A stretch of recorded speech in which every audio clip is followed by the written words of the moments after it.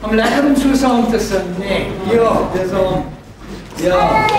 Die van ons wat die kant van die graf nie kan sing nie, ons sien soveel meer uit na die hemel, waar ons gaan kan saam sing en dit uit volle bors gaan doen, dat jou vrou nie jou hand net so hoef te druk. Die sagter. Nee, wonderlik, ons is dankbaar, lekker om so saam die Here te kan loof en te kan prys. Hiervoor, ek gaan hulle, want anders gaan ek hulle afslaan, ek gaan net hier op hierdie gitaar, ek gaan eers my een vat, hier op hierdie gitaarbox sit, Sarel het vir ons gegee. Dit is 'n sleutelhouertjie met 'n QR-code wat jy kan scan, wat jy self kan gebruik, of jy vir iemand daar kan gee wat die Here op jou hart lê. En hierdie QR-code vat jou na feitelik elke Bybelvertaling wat beskikbaar is.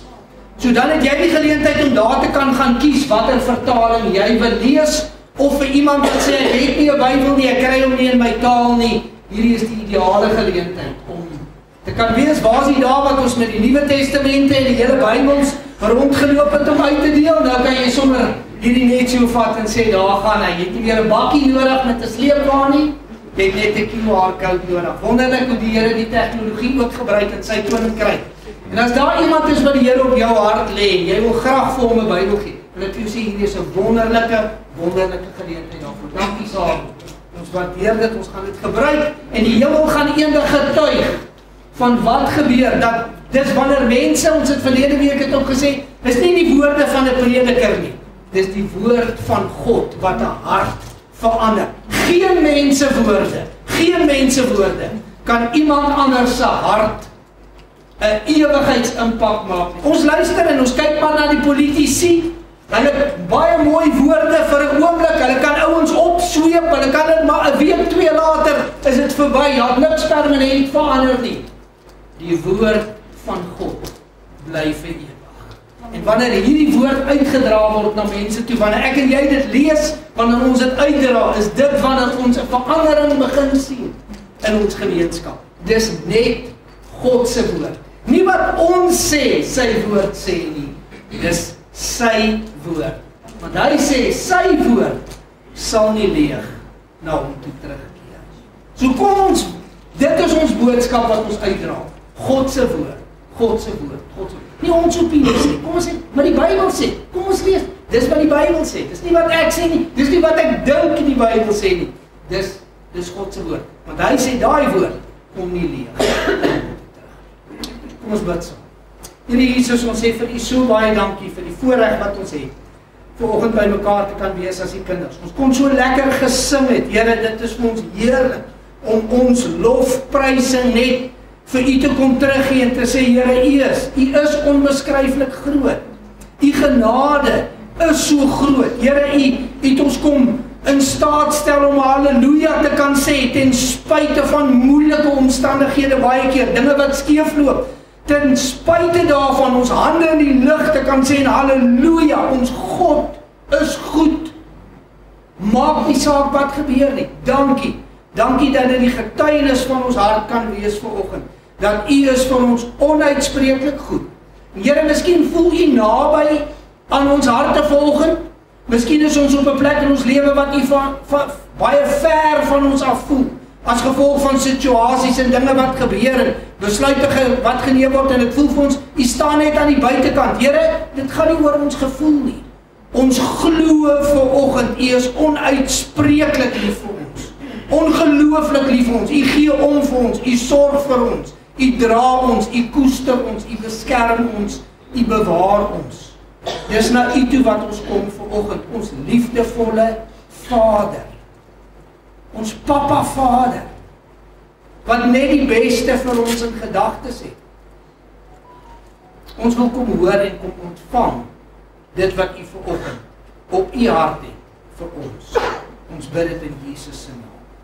Amen. Kom ons lees verder saam vir die van julle wat verlede week hier was, net om te herinner, die wat dalk nie verlede week hier was nie. Ons is besig gewees in Lukas hoofstuk 14, het ons 'n bietjie gesels daar.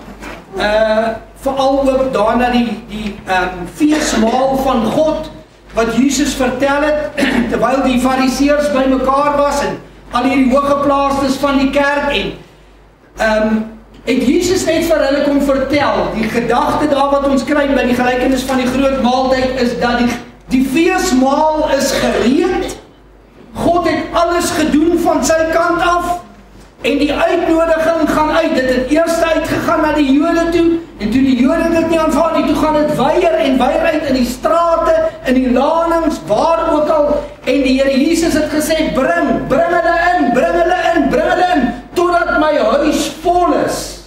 En dan wanneer sy huis vol is, wanneer sy gastelys volgemaak is, elkeen wat sy naam geskryf is in die boek van die lewe, afgetik is, dan is dit wat ons aanbetref, die sluit van tyd. Die deur word toegemaak en, wel die ewigheid het lankal begin, dit was altyd daar. Maar dan gaan ek en jy ondervind en ervaar van wat dit is om vir ewig saam met die Here te wees. En dis die gelykenis wat Jesus vertel het. Hy sê, alles is gedoen. Al wat moet gebeur is, ek en jy moet reageer op hierdie uitnodiging van hom, want ons reaksie op sy uitnodiging gaan bepaal of ek en jy eendag in die hemel gaan wees of nie. Die kruis sê vir ons, hy het gesterf vir almal. Johannes 3 vers 16 sê vir ons, so lief het God die wêreld gehad, dat hy sy enige gebore seun gegee. Die kruis sê vir ons, Jesus het gesterf vir ons almal. Die uitnodiging is uit vir ons almal. My en jou reaksie op hierdie uitnodiging gaan bepaal of ek en jy deel gaan wees van God se groot feesmaal en of ek buite gaan wees wanneer die deur toegaan. Met ander woorde, Jesus sê hier in hierdie eerste gedeelte van Lukas 14 vir ons, die uitnodiging is uit. Hoor wat hy sê, die uitnodiging is daar buite. Jy moet reageer op dit om deel te word van die koninkryk van God. Ons word almal buitekant die koninkryk gebore. Niemand van ons word binne dit gebore. Ons word almal buitekant gebore, verlore sonder hoop, sonder God. En dan kry ons hier die uitnodiging en ons neem die uitnodiging aan deur die kruisdood van die Here Jesus Christus. Ons vind vergifnis vir ons sondes, die wonderwerk van wedergeboorte plaas en ek is deel van hierdie uitnodiging. Ek is van die buitekant af het ek uitgekom na die binnekant toe. Die uitnodiging, die kruis is die uitnodiging wat vir ons almal sê, kom, Jesus sê, kom na my toe. Almal wat vermoeid en belas is. En toe vertel Jesus, hier gaan hy aan in hierdie tweede gedeelte, voor ek en jy bloot net hierdie uitnodiging aanneem, is daar 'n paar goed wat ek en jy in gedagte moet hê. Want hierdie gaan die grootste en die belangrikste besluit wees in my en jou lewe wat jy ooit sal neem. Vers 25, Lukas 14 vers 25, en groot menigtes het saam met hom gegaan, en hy het hom omgedraai en vir hulle gesê, as iemand na my toe kom, met ander woorde, as iemand hierdie uitnodiging van my aanneem, as iemand na my toe kom, en hy haat nie sy vader en moeder en vrou en kinders en broers en susters, ja, selfs ook sy eie lewe nie, kan hy my disipel nie wees nie. En elkeen wat sy kruis nie dra en agter my aankom nie, kan my disipel nie wees nie. Want wie van julle wat 'n toring wil bou, gaan nie eers sit en die koste bereken of hy die middele het om dit uit te voer nie, sodat as hy die fondament gelê het en nie in staat is om dit te voltooi nie, almal wat dit sien, nie miskien sal met hom sal begin spot en sê, hierdie man het begin bou en kon nie klaar kry nie. Of watter koning wat optrek om teen 'n ander koning slag te lewer, gaan nie eers sit en beraadslaag of hy in staat is om met 10.000 die een te ontmoet wat met 20.000 teen hom kom nie. Anders stuur hy 'n gesantskap as die ander nog ver is en vra vredesvoorwaardes. So kan julle dan ook niemand van julle wat nie afsien van al sy besittings my disipel wees nie. Die sout is goed, maar as die sout laf geword het, waarmee sal dit smaaklik gemaak word? Dit is nie bruikbaar vir die grond of vir die as ook nie, maar hulle gooi dit buitekant weg. Het ons dit nie al 'n paar keer gesê met hierdie gelykenisse nie? En wanneer Jesus vertel en leer nie, wie ore het om te hoor, laat hom hoor. Hoekom? want dit is die woord van God wat by magte is om my hart en jou hart te verander. Jesus sluit dit weer af. Hy sê wie ore het om te hoor, laat hom hoor. En hierdie is Jesus se reaksie op dit om te sê, weet jy, die uitnodiging is daar, maar om deel te word van my koninkryk, om hierdie uitnodiging te aanvaar, gaan jy jouself moet verloon. Daar's 'n oproep tot selfverloning. Jesus sê vir almal hier aan wie hy hierdie uitnodiging stuur, en dit is almal. Hy sê bereken die prys. Verlossing is verniet, maar dit is nie goedkoop nie. Dit het Jesus sy lewe gekos. Alles wat God kon doen, alles wat God kon gee, homself, hy het nie meer gehad nie, het hy gegee om my en jou te kom loskoop, dat ons deel kan word van sy koninkryk, dat ons saam met hom aan hierdie feesmaal kan sit, dat ons sy vergifnis kan ontvang. Dit het hom alles gekos. Sy enige gebore seun het die hemel verlaat om hier te kom sterf, dat ek en jy verlossing verniet kan kry. Ons hoef nie te betaal daarvoor nie, maar dit beteken nie dis goedkoop nie. En dis wat die Here Jesus hier sê, hy sê, daar is 'n prys om te betaal, om deel te wees van die koninkryk van God. Jesus sê hier drie dinge, vers 26, hy sê, as iemand na my toe kom, sê Jesus, jy moet my kies, jy moet Jesus kies, bo jou familie. Vers 27 sê, jy moet die kruis van Jesus kies, en dit opneem, en hom volg, en jouself verloon. Met ander woorde, jy kies Jesus, nie net bo jou familie nie, jy kies Jesus bo jouself. En in die derde plek in vers 33 sê hy, jy moet Jesus kies bo al jou besittings. Alles wat jy het, jou menswees, jou som totaal. Jesus sê, weet jy wel, as jy deel wil wees van hierdie feesmaal van my, gaan dit beteken, ek is alles vir jou. Ek is nie net 'n deel van jou lewe nie. Ek is alles, of ek is niks. Baie interessant, dat hier vers 25 sê, en groot menigtes het saam met hom gegaan. En dis vandag nog steeds, waar Jesus beweeg, waar die kerk beweeg, daar's baie mense wat saam met hom gaan. Hulle gaan saam met Jesus. Maar weet jy, in die volgende vers sê Jesus, as iemand na my toe kom, dis een ding om saam te gaan. Dis een ding om saam te gaan. Jesus sê nie, as jy saam met my gaan nie, hy sê, as jy na my toe kom. Hy maak dit baie persoonlik. Maar dit is maklik in 'n groep. Daai wat hulle baie keer sê, 'n mob doesn't have a mind'. Hulle gaan almal, nee, ons gaan, is te lekker, is te jolig, wow, dis wonderlik, die rap die gister weer, gaan ons almal, en ons gaan in 'n stroom, en is wonderlik, en is lekker, en ons geniet dit, maar ons gaan saam. Jesus sê, nee, as jy na my toe kom, as dit 'n persoonlike ondervinding is, wat hier kom, wanneer ek die belangrikste is vir jou, as iemand na my toe kom, en dan sê hy hier 'n paar dinge, wat vir ons swaar is, om te hoor. Hy sê in die eerste plek, as iemand na my toe kom, en hy haat nie sy vader, en moeder, en vrou, en kinders, en broers, en susters, ja, selfs ook sy eie lewe nie, kan hy my disipel nie wees nie. Wat 'n keuse om te maak. Wat 'n geweldige keuse wat Jesus hier sê. Hy sê, as iemand na my toe kom, hy haat nie sy vader en sy moeder en sy vrou en sy kinders en sy broers en sy susters, ja, selfs ook sy eie lewe nie, kan hy nie my disipel wees nie. Wat bedoel Jesus hier terwyl hy dit sê? Wat hy sê is, ek en jy moet hom eerste stel in alles. Is baie interessant, as jy gaan kyk na Bybelvertalings, hoe dit vertaal word, hoe woorde vertaal word, wat se semantiese forme die tale het. Die beginsel wat hier gestel word, is liefde word gestel teenoor haat.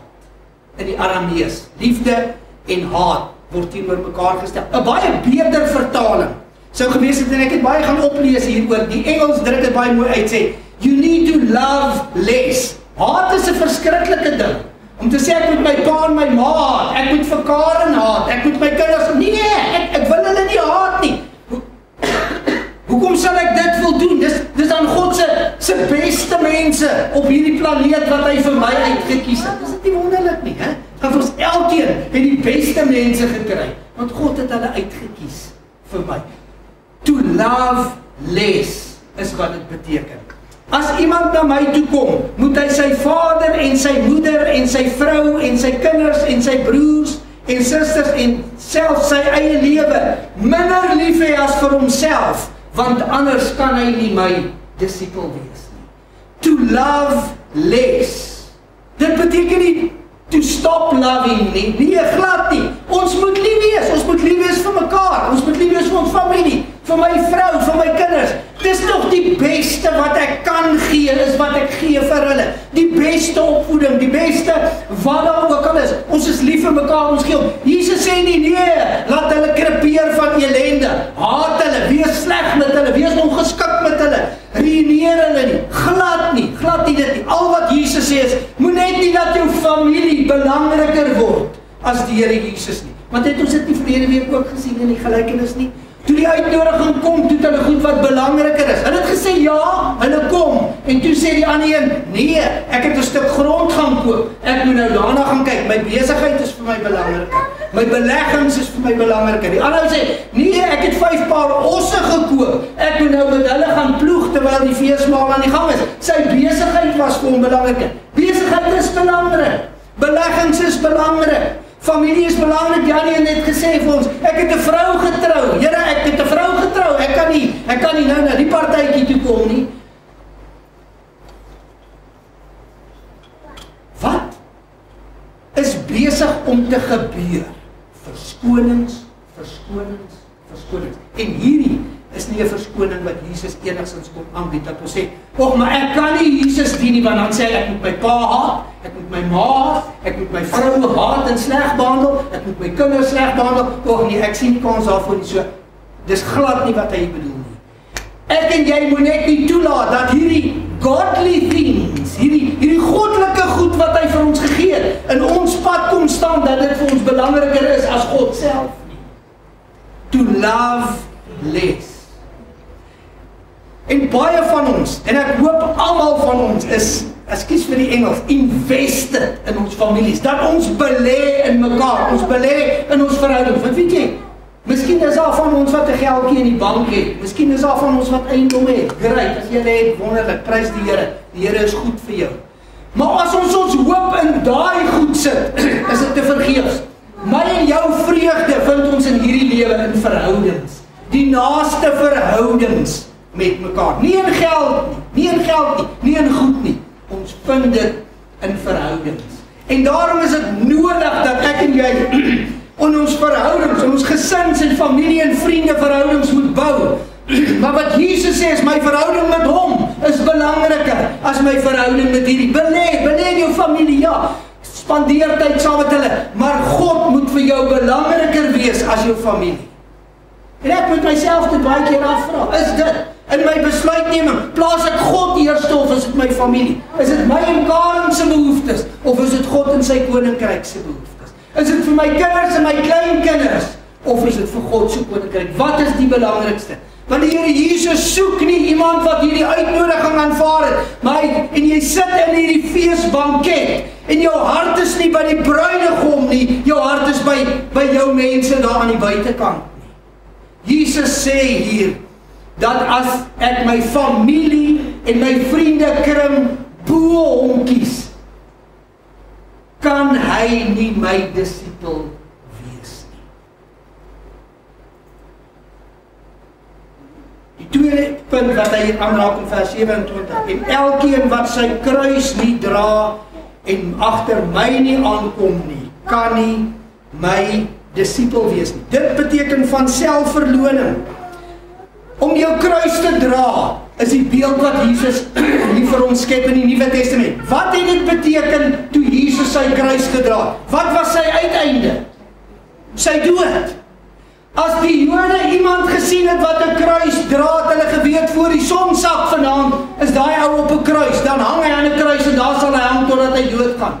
So dit is wat Jesus, die beeld wat hy sê, weet jy sal moet kies om jouself op te offer in die proses. Jy sal moet kom op 'n punt wat jy sê, ek en my begeertes en my belange sterf. Ek neem my kruis op, ek stap die pad van Jesus, ek kies die beginsels van die koninkryk van God bo die beginsels van my eie lewe. Selfverloning is deel van die koninkryk van God. Selfverloning is deel van hierdie antwoord op hierdie uitnodiging van God. Selfverloning, die pad van die dood. Hy sê, as ek en jy dit nie doen nie, sê hy dit weer. Elkeen wat sy kruis nie dra en agter my aankom nie, kan my disipel nie wees nie. En onthou, Jesus sê hier aan die einde, wie ore het om te hoor, laat hom hoor. So Jesus wil hê hierdie ding moet insink. En wanneer dit kom by ons familie, is dit maklik om te sê, ons stel God bo ons familie. Wanneer dit hier in vers 33 by my besittings kom, is dit nog maklik om te sê, ek stel God bo my besittings. Maar ek hoef nie sê, wanneer dit by my kom, is dit nie so maklik nie, want ek hou van myself. Elkeen van ons gee ons self baie klopie op die skouer, man, jy's oulik, as jy die oggend, jou tande daar borsel en speel. Goeiedag hierdie, ek is bly ek is hier, ek gaan hierdie dag beter maak. Waar ek dis wie ons is, dis wat sonde aan ons menswees ook kom doen het. Ons dink die aarde draai om ons, kom ons wees eerlik, dit gaan maar oor my, dit gaan maar oor my. Die ander is deel daarvan, maar en Jesus sê, jy moet daaroor dink, dat jy moet uit jou eie pad uitstaan, as jy wil hê, jy moet deel wees van my koninkryk. En Jesus het gesê, hoor, en nou vertel hy 2 kort gelykenisse vir hierdie ons om te sê, weet jy, dis wat dit beteken vir jou, om jou kruis te dra, en agter my aan te kom. Hy sê, want wie van julle, baie interessant dat Jesus hierdie 2 gelykenisse net hier vertel om vir hierdie ouens te help, wat lyk, of hoe lyk die pad van selfverloning. Hy sê, want wie van julle wat 'n toring wil gaan bou, sit nie eers in die koste bereken, of hy die middel het om dit uit te voer of nie, sodat as hy die fundament gelê het, en nie in staat is om dit te voltooi nie, almal wat dit sien, nie miskien met ons sal begin spot en sê, hierdie man het begin bou, en kon nie klaar kry nie. En toe sê, of wat 'n koning het opgetrek het om teen 'n ander koning slag te lewer, gaan nie eers sit en beraadslag of hy in staat is om met 10.000 die een te ontmoet wat met 20.000 teen hom kom nie. Hy sê iets voortdurende keuse, wat ek en jy moet maak wanneer dit kom by selfverloning, is ek moet kies dat Jesus eerste is in my lewe. Ek moet kies om terug te staan dat God alles is in my lewe. Dus oor en oor en oor, en dan vertel hy hierdie twee gelykenisse. Wie van julle wat 'n toring wil bou, gaan nie eers sit en die koste bereken of hy die middel het om dit uit te voer nie, sodat as hy die fondament gelê het en nie in staat is om dit te voltooi nie, almal wat dit miskien nie sal met hom begin spot en sê, hierdie man het begin bou en kon nie klaar kry nie. Jesus sê, dink hieroor.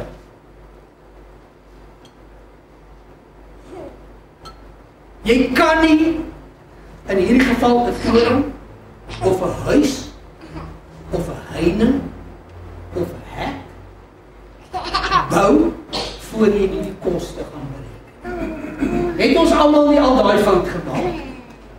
Soms so uit die duim uit, kyk ons na hierdie afdag, nee wat, R5.000, ons gaan dit self doen.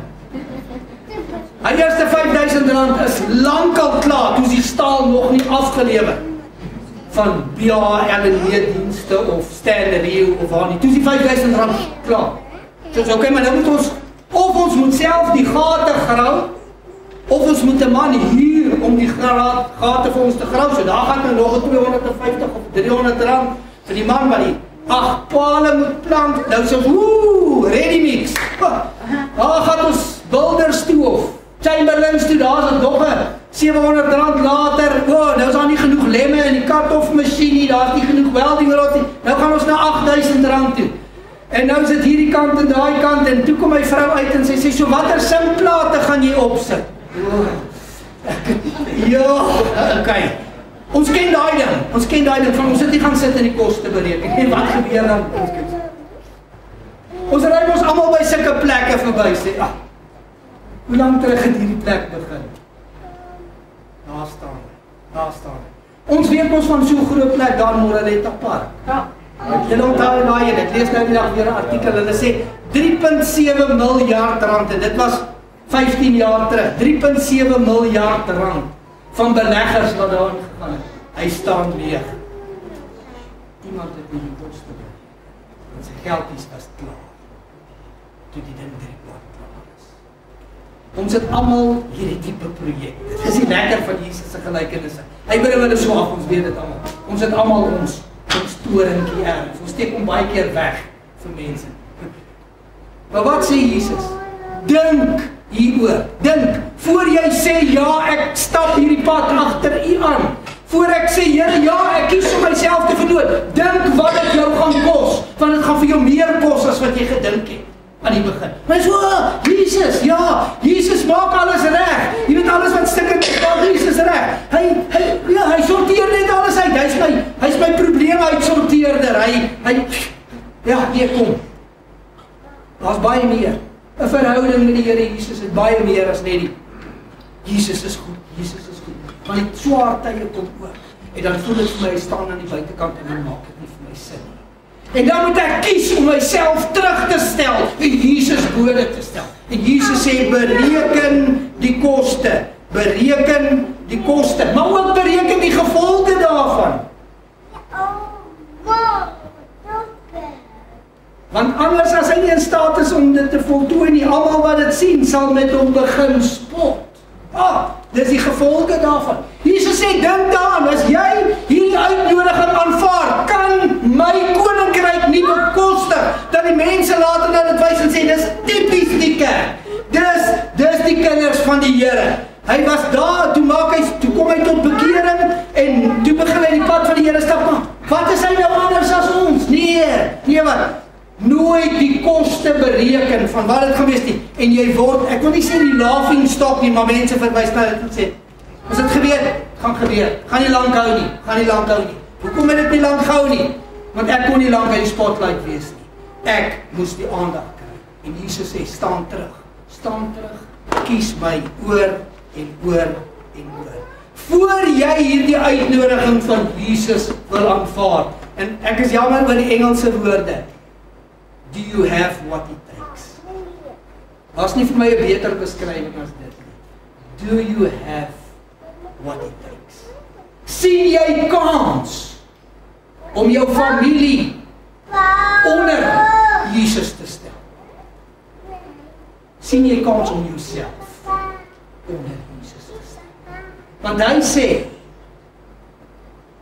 as ek my kruis nie dra en agter hom aankom nie, kan ek sy disipel nie wees nie. Toe vertel hy nog een, in vers 31 en 32 sê hy, of watter koning wat optrek om teen 'n ander koning slag te lewer, gaan nie eers sit en beraadslag of hy in staat is om met 10.000 die een te ontmoet, wat met 20.000 teen hom kom nie. Anders stuur hy 'n gesantskap as die ander een nog ver is, en vra vredesvoorwaardes. Hy skets hier die beeld wat hulle geken het in daardie tyd van 'n koning wat oorlog voer. En dan sê hy, hierdie koning moet gaan dink. Hy moet gaan sit en dink, watter bronne is tot sy beskikking? En toe maak hy sy som en toe sê hy 10.000. En toe gaan dink hy maak sy som en hy sê die ou wat kom het 20.000. So met ander woorde, vir elke een wat ek het hulle 2. So ergens in my kop, Jesus wil ek en jy moet dink daaroor. Hoe beklei 1 teen 2? Ons altyd daar, ek en my broer was altyd saam, het was altyd lekker, hier's 2. 1 teen 2, it's not a fair fight. Hy moet dink oor wat is tot sy beskikking. Hy moet dink oor wat is die gevolge. Wat gaan gebeur? As ek sê, my 10.000 vat hierdie 20.000 aan, dan gaan hulle vir ons kom platvee. Miskien is al 10.000 van ons dood aan die einde daarvan. Miskien is ons nie allemaal dood, maar hulle kom vat al ons huise. Hulle vat al ons vee, hulle ruïneer ons ekonomie, ons is in ons kanonnen, ons het ons, ja, amper sê ek ons agterkant gesien in die proses. Dis verby, dis wat gebeur het hier. Hy moet dink, Jesus sê, dink aan die gevolge. As jy hierdie keuse maak om my disipel te wees, my volgeling, as jy kies om my bo jouself te stel, weet dan wat die gevolge gaan wees hiervan. Dink aan die uiteinde van die situasie, hoeveel lewens gaan verlore wees in die proses, hoeveel dooie mense gaan daar lê op die slagveld. Dink aan hierdie goed en maak dan jou besluit, kyk na alles en maak dan jou besluit. Hy moes dink voor die tyd, gaan hy veg of gaan hy oorgee? Hy moes gedink het, gaan hy sy stad so hou of gaan hy laat die plek verwoes word? Hy moes gedink het, gaan ek my hier bly, saam met my 10.000 maar ons lewe. As wat ons almal dood lê langs mekaar. En dan sê hy, wanneer jy hierdie ding, anders stuur hy 'n geskansel. Nadat hy nou klaar gedink het, die logika sê vir ons, hy stuur 'n agentskap, 'n gesantskap as die ander een nog ver is en vra vredesvoorwaardes. Dis net 'n dom ampara wat hierdie oorlog sal maak. Jy stupid as jy dit doen. Hoekom sal jy dit doen? Jesus sê, Hans, stuur jy al jou vredesvoorwaardes. En dan sê hy, right, okay, ek gaan jou nou nie maak. Ek dink jy moet dit gee, ek dink jy moet dit gee. Ons sal hier 'n bees vat, ons sal daar 'n skaapie vat, ons gaan so maak, ons gaan so maak. Wat ook al dan die vredesvoorwaardes is. Maar wat Jesus sê is, voor ek en jy so maklik sê, ja Here, ek sal my kruis opneem en u volg. Wil ek vir jou sê, moet ek en jy dink daaroor, ons moet dink oor die voordele, ons moet dink oor die nadele, en dan moet ek en jy 'n besluit maak. En as ons daardie besluit gemaak het, dan moet ons daarby kan staan. Anders kyk die wêreld ons en hulle lag vir ons en hulle sê, so het kan, ek het geweet dit kan. En wie ly skade? Wie se koninkryk ly skade? Nie myne nie. God se koninkryk, God se naam, God se eer, God se glorie ly skade in die proses. Maar al twee van hierdie gelykenisse wat Jesus hier vertel, sê, jy gaan 'n prys betaal, of jy die toring bou, en of jy oorlog gaan maak of nie, maak nie saak wat ek kan doen, jy gaan 'n prys betaal. En weet jy wat is die prys? Jy moet jouself verloor, kruis elke dag opneem, en my volg. Ongelukkig is dit hier. Toe Jesus sê, waar jy alles moet opgee, is waar baie mense se reis eindig. Prys is te veel. Prys is te swaar om te betaal.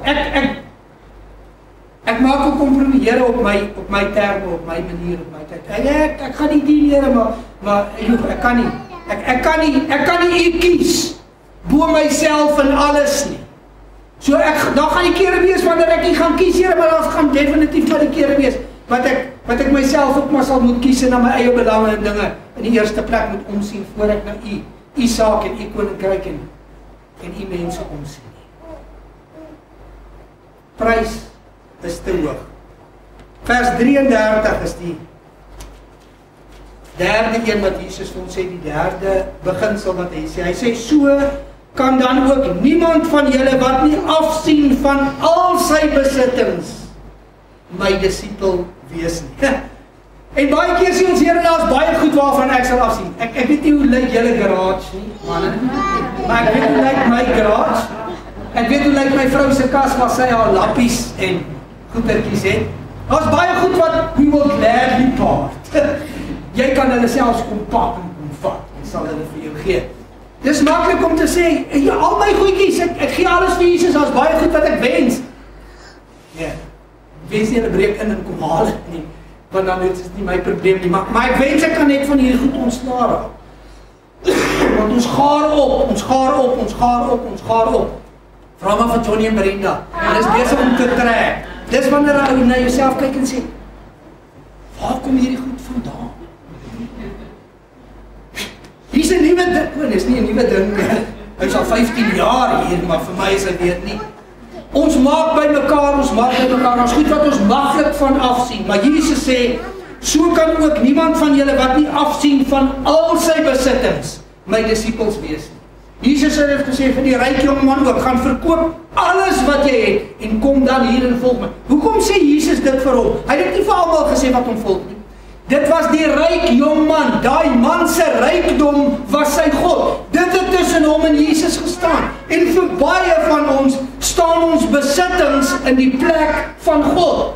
Ek het dit, dis my sekuriteit, hierdie is my aftrede, hierdie is my sekuriteit, hierdie is dit, is myne, ons ken mos die kleintjies, myne, self, myne, later sit hulle met al die speel. En dan? John Ortberg het een keer 'n baie goeie boek geskryf. Hy het gesê, when it's all done, everything goes back in the box.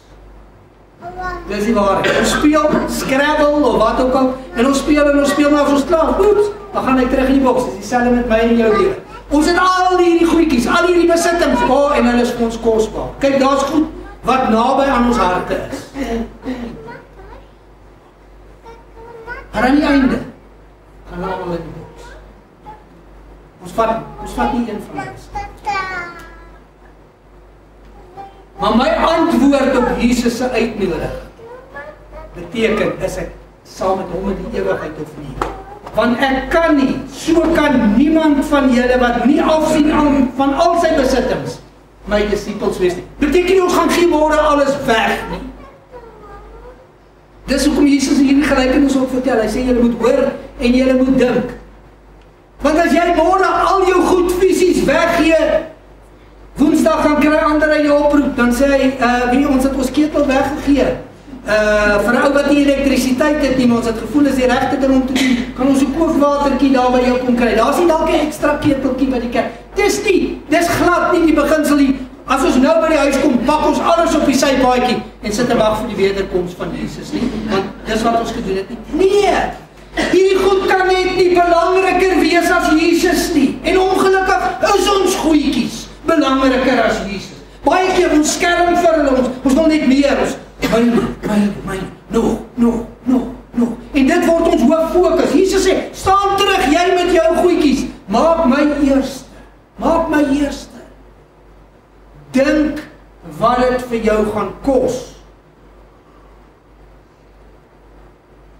En wanneer jy hierdie besluit gemaak het, weet dan, die sout is goed, sê vers 34, maar as die sout laf geword het, waarmee sal dit smaaklik gemaak word? Dit is nie bruikbaar vir die grond of vir die ashoop nie. Hulle gooi dit buitekant weg. Wie ore het om te hoor, laat hom hoor. Jesus sê, as hierdie vereistes van disipelskap, wat vers 26, 27 en 33, as hierdie vereistes van disipelskap, as ek en jy dit nie hou nie, dan is soos hierdie sout. Jou lewe is waardeloos, jy is onbruikbaar, jy beteken niks vir iemand nie, en jy beteken nog minder vir God en sy koninkryk. Hy sê, wanneer jy nie kies om hierdie uitnodiging aan te neem en die prys te betaal, om God te stel bo jou familie, om God te stel bo jouself, om God te stel bo jou besittings nie, bo dit wat jy het nie. Hy sê, dan is dit te vergeef, aan die einde van die tyd, jy gaan wees soos daai sout, wat weggegooi, dit is waardeloos, dit is onbruikbaar. En hy sluit hierdie gelykenis af met, hy sê, die ore het om te hoor, laat hom hoor. En hiermee sluit ek af, ek wil vir julle gou lees die Openbaring, wat Johannes vir ons sê. Jesus, wat skryf vir die kerk, die gemeente van Laodicea, die kerk in die tyd, in die dispensasie waar ons is. Hy sê, ek ken jou werke, dat jy nie koud is, en ook nie warm nie. Was jy toch maar koud of warm? Maar nou, omdat jy lou is, en nie koud of warm nie, sal ek jou uit my mond spoeg. Want jy sê, ek is ryk, en het verryk geword, en het aan niks gebrek nie. Ek het alles. En jy weet nie dat dit jy is, wat ellendig en beklaanswaardig, en arm en blind en naak is nie. As jy nie Jesus bo alles stel nie, is dit 'n beskrywing van jou lewe. Jy's arm, jy's naak, jy's beklaanswaardig. Hoekom?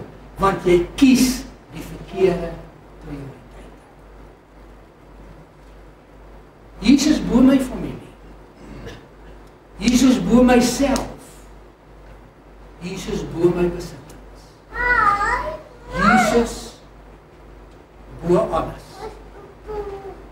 En ons het aan die begin gesê, die kruis herinner ons aan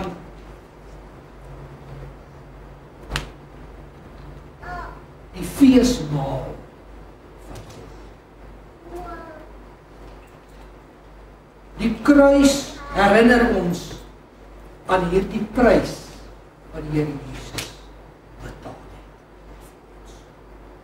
So die kruis is die uitnodiging, maar die kruis is ook die oplossing vir my en jou om te kom, te sê, Here Jesus, ek dink hieroor, ek besef dit is my probleem, ek bring dit na U toe. Kom Here, ek neem hierdie uitnodiging aan. En my wonderlik, en Andrei gaan ons nou daarmee lei, dat die nagmaal, die kruis herinner ons aan die dood en die opstanding van die Here Jesus, dat sy liggaam is gebreek. Dis wat het hom gekos het. Sy liggaam is gebreek, sy bloed het gevloei, dat ek en jy vandag kan sê, Here, ek kies U bo my familie, my besittings. Here, ek kies U. Dankie. Die kruis is die uitnodiging, die kruis is die antwoord. Ek kies die kruis van Jesus bo enigiets anders. Mag die Here ons help om hierdie koste te bereken. En as ons besluit is die moeite werd, dat ons sal sê, Here, ek staan by U. Hierdie besluit van my, ek staan by U. Mag die Here vir ons seën.